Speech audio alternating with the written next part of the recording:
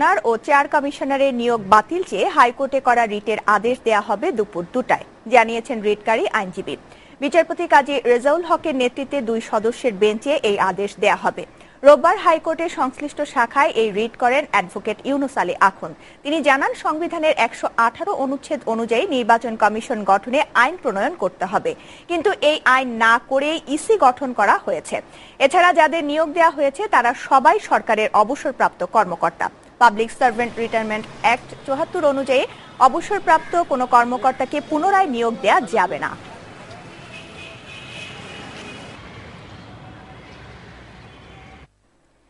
এদিকে নিম্ন আদালতের বিচারকদের চাকুরি ও শৃঙ্খলা বিধি সংক্রান্ত প্রজ্ঞাপন 27 ফেব্রুয়ারির মধ্যে জারি করতে সরকারকে শেষবারের মতো সময় দিয়েছে আপিল বিভাগ। সকালে প্রধান বিচারপতি সুরেন্দ্র কুমার সিনহার নেতৃত্বে আপিল বিভাগের পূর্ণাঙ্গ বেঞ্চ এই আদেশ দেন। এর আগে গতকাল নিম্ন আদালতের বিচারকদের শৃঙ্খলা বিধি সংক্রান্ত প্রজ্ঞাপন জারিতে রাষ্ট্রপক্ষের বারবার সময় আবেদনের লিখিত ব্যাখ্যা চান প্রধান বিচারপতির নেতৃত্বাধীন আপিল বিভাগের পূর্ণাঙ্গ বেঞ্চ। গত 5 ফেব্রুয়ারি প্রজ্ঞাপন জারির বিষয়ে রাষ্ট্রপক্ষ সময় আবেদন মঞ্জুর করে 12 ফেব্রুয়ারি দিন ধার্য করে আপিল বিভাগ এবং এ বিষয়ে 2 আইন সচিবকেও তলব করে সর্বোচ্চ আদালত। মানসম্মত ঔষধ উৎপাদনে ব্যর্থ 20টি কোম্পানির সকল ঔষধ ও 14 কোম্পানির অ্যান্টিবায়োটিক বিক্রি বন্ধের নির্দেশনা দিয়েছে হাইকোর্ট। বিচারপতি সৈয়দ মোহাম্মদ দস্তগীর হোসেন ও বিচারপতি আতাউর রহমান খানের সমন্বিত গঠিত হাইকোর্টের দ্বৈত বেঞ্চ এই রায় দেন। মামলার নথি থেকে জানা যায়, গেল বছর 7 জুন এক্সিম ফার্মাসিউটিক্যাল সহ 20টি কোম্পানির ঔষধ উৎপাদন বন্ধ এবং আদ্দিন ফার্মাসিউটিক্যাল সহ 14টি কোম্পানির অ্যান্টিবায়োটিক উৎপাদন ও বাজারজাতকরণ বন্ধে কেন নির্দেশনা দেয়া হবে না তা জানতে চেয়ে রুল জারি করে হাইকোর্ট। 31 জানুয়ারি রিটের শুনানি শেষ হয়।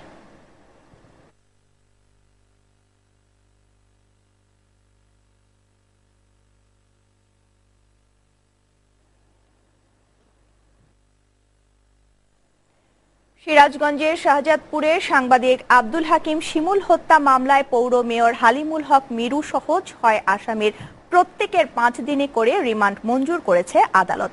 সকাল 10টার দিকে Shahjadpur senior judicial magistrate Mohammad Hasibul হকের আদালত এই রায় দেয়। অন্য আসামিরা হলেন মিরুর ভাই হাবিবুল হক মিন্টু, KM নাসির উদ্দিন, হযরত আলী, নজরুল ইসলাম ও মানিক। এর আগে সকাল 9:15টার দিকে 8 আসামিকে আদালতে হাজির করা হয়।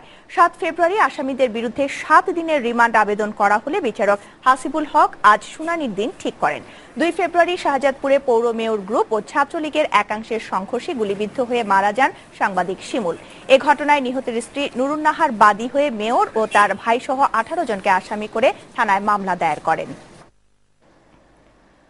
দুর্নীতির অভিযোগে জাতীয় বিশ্ববিদ্যালয়ের প্রক্টর, সহকারী রেজিস্ট্রার ও সহকারী পরিচালককে গ্রেফতার করেছে দুদক। ভোরে রাজধানীর মিরপুর থেকে তাদের গ্রেফতার করে দুদকের উপপরিচালক মোর্শেদ আলমের নেতৃত্বাধীন একটি দল। গ্রেফতারকৃতরা হলেন বিশ্ববিদ্যালয়ের প্রক্টর ও ডেপুটি রেজিস্ট্রার HM তাইহিদ জামান, সহকারী রেজিস্ট্রার মোহাম্মদ সিদ্দিকুর রহমান ও সহকারী পরিচালক মোহাম্মদ মোফাজ্জল হোসাইন। বেশ কয়েক বছর আগে জাতীয় বিশ্ববিদ্যালয়ের গণনিয়োগপ্রাপ্ত কর্মচারীদের মন্ত্রণালয়ের নিষেধাজ্ঞা সত্ত্বেও সিলেকশন গ্রেড দেয়া হয়। এ ঘটনায় 2012 সালে জনৈক এক ব্যক্তি মামলা করেন। মামলার অভিযোগে বলা হয়, এই 3 কর্মকর্তা মন্ত্রণালয়ের নিষেধাজ্ঞা উপেক্ষা করে 1,04,63,394 টাকা আত্মসাৎ করেছেন বা সরকারের ক্ষতি করেছেন। আদালত মামলাটি তদন্তে দুদকে পাঠান। মামলাটি তদন্ত করেছেন দুদকের সহকারী পরিচালক ফজলুল বারী।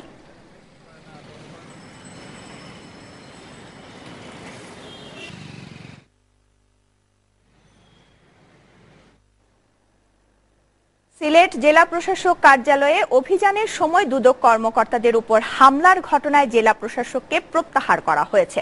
তার বিরুদ্ধে পরিস্থিতি নিয়ন্ত্রণে ব্যর্থতার অভিযোগে 4 সদস্যের তদন্ত কমিটিও গঠন করা হয়েছে। বৃহস্পতিবার বিকেলে অফিস সহকারী আজিজুর রহমানকে গ্রেফতার করতে জেলা প্রশাসক কার্যালয়ে যায় দুদকের একটি দল। তাকে আটকের পর ছিনিয়ে নেয় জেলা প্রশাসক কার্যালয়ের কর্মচারীরা। এক পর্যায়ে দুপক্ষের মধ্যে সংঘর্ষ বাধে। এ সময় জেলা প্রশাসকের কার্যালয়ের কর্মচারীরা একজোট হয়ে দুদক কর্মকর্তা ও কর্মচারীদের আটকে বেধড়ক মারধর করে। আহতরা হলেন দুদক সিলেট অঞ্চলের উপ সহকারী পরিচালক ওয়াহিদ মঞ্জুর সোহাগ, রণজিৎ কুমার কর্মকার, কনস্টেবল মেজবা উদ্দিন চৌধুরী ও গাড়ি চালক বিপ্লব।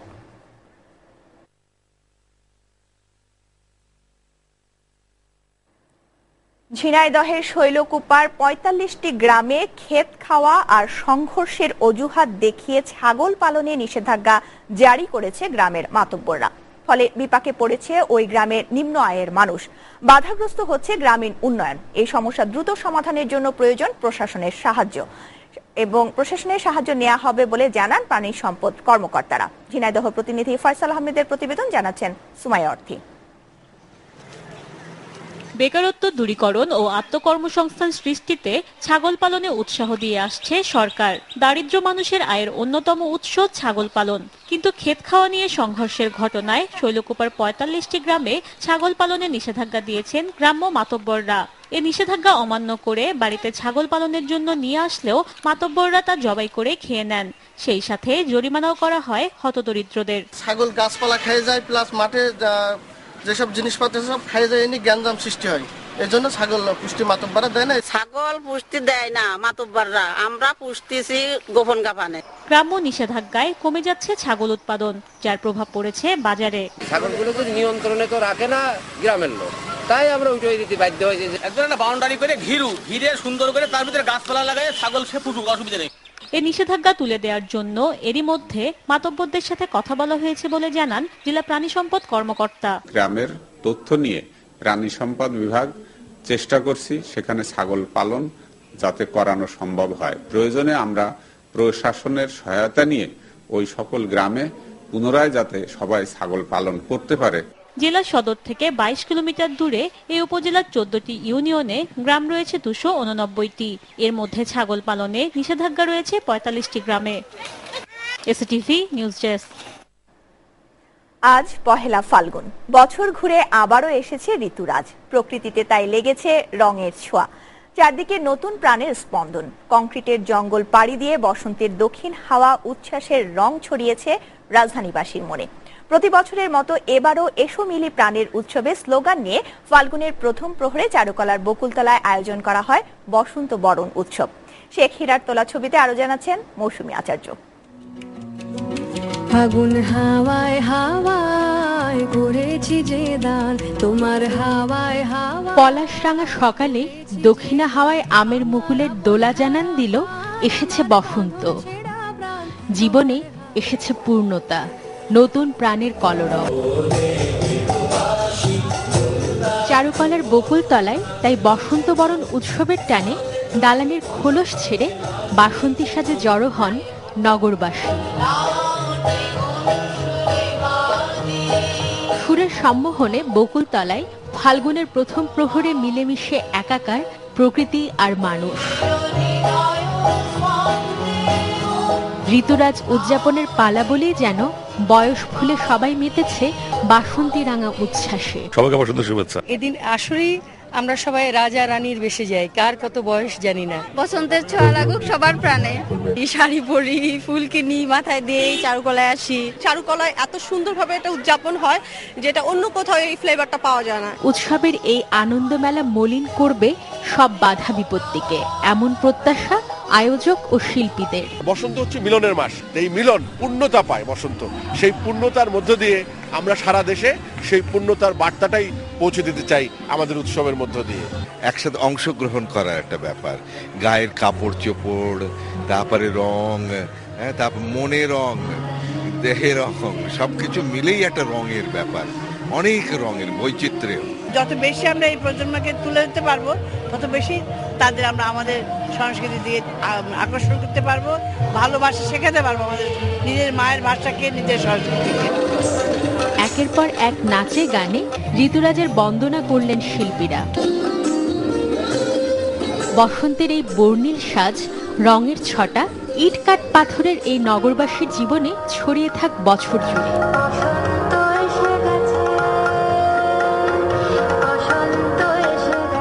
মৌসুমী আচার্য, এসটিভি, ঢাকা।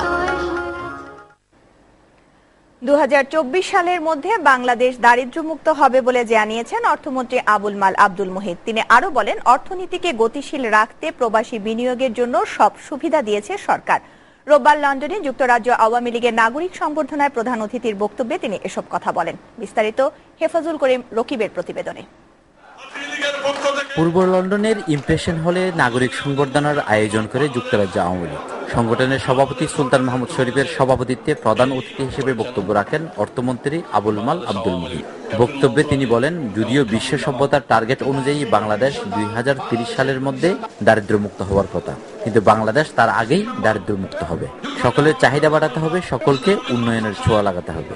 আভ্যন্তরীণ বাজারটাকে যদি শক্তিশালী করতে পারি, অর্থাৎ সেখানে যদি আমি এমন অবস্থার সৃষ্টি করতে পারি যাতে যে গরিব আছে তার একটা চাহিদা সৃষ্টি হয়ে যায়, সে ওই গরিবানা লেভেল থেকে উপরে উঠে একটু চাহিদাওয়ালা মানুষ হয়ে যায়, তাহলেই দেশের উন্নয়ন হবে। অর্থনীতিকে গতিশীল রাখতে প্রবাসী বিনিয়োগের উপর গুরুত্ব দিয়ে অর্থমন্ত্রী বলেন, বৈদেশিক বিনিয়োগের জন্য সরকার সব সুবিধা দিয়েছে, ওয়ান স্টপ সার্ভিসের সুবিধাও চালু করা হয়েছে। বৈদেশিক বিনিয়োগের জন্য যত রকম সুযোগ দেওয়া যায় আমরা সেটা দিই। সে ইতিমধ্যে যথেষ্ট উৎপাদন করেছে, আমাদের দেশের সম্পদ বৃদ্ধিতে সহায়তা করেছে, সুতরাং তাকে অন্য কোনোভাবে পেনালাইজ করার কোনো কারণ আমাদের নেই। অর্থমন্ত্রী বলেন, ভবিষ্যৎ প্রজন্ম যেন নাগরিকত্ব রাখতে পারে সেই বিষয়টি বিবেচনায় রেখে আইনটির সংশোধন করবে সরকার। বাংলাদেশে কোনো গরিব থাকবে না, কোনো গরিব থাকবে না। টার্গেট করেছে বিশ্ব সভ্যতা টার্গেট দিয়েছে 2030 সালে, সেই অবস্থায় পৌঁছবে। সংগঠনের সাধারণ সম্পাদক সৈয়দ ফারুকের পরিচালনায় সবাই আরো বক্তব্য রাখেন সাংবাদিক আব্দুল গাফফার চৌধুরী, মুক্তিযুদ্ধ বিষয়ক মন্ত্রী আকম মোজাম্মেল হক, জাতীয় সংঘের বাংলাদেশের সাবেক স্থায়ী প্রতিনিধি AKA মোমেন, হেফাজুল করিম রকিব, SATV, লন্ডন। SATV সংবাদে নিচ্ছি একটা